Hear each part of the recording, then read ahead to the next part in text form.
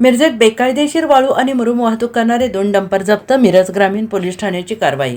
मिरज ग्रामीण पोलीस ठाणे हद्दीत रात्री नाकाबंदी करत असताना बेकायदेशीर वाळू आणि मुरुम वाहतूक करणारे 2 डंपर पोलिसांनी जप्त केल्याची घटना घडली आहे आणि हॉटेल मंत्राजवळ ही कारवाई झालेली आहे. रात्री बेकायदेशीररित्या डंपरमधून वाळू वाहतूक करीत असताना चालक जुबेर अशफाक पटेल वय वर्ष 30 राहणार औरवाड तालुका शिरोळ जिल्हा कोल्हापूर याला डंपरसह ताब्यात घेतला आहे. तसेच बेकायदेशीररित्या मुरुमाची वाहतूक करत असताना डंपर चालक युवराज शंकर यलपर्टे वय वर्ष 29 राहणार मालगाव याला ताब्यात घेतलेला आहे. सदर वाहनामध्ये मिळून आल्याने दोन्ही वाहने पुढील कार्यवाहीसाठी सविस्तर रिपोर्टने करून तहसीलदार मिरज यांच्या ताब्यात देण्यात आलेले आहेत. पुढील कारवाई मिरज तहसीलदार हे करत आहेत. सदरची कारवाई मिरज ग्रामीण पोलीस ठाणेकडील प्रभारी अधिकारी पोलीस निरीक्षक सोमनाथ वाघ, प्रवीण यादव, भरत पवार, सचिन हक्के, चालक मनोज जाधव, रामचंद्र शिंदे, प्रदीप कुंभार यांनी केलेले आहे. पुढे अशा प्रकारे अवैधरित्या चालणाऱ्या मुरुम वाळू वाहतुकीवर परिणामकारक कारवाई करण्यात येणार असल्याची माहिती पोलीस निरीक्षक सोमनाथ वाघ यांनी दिली आहे.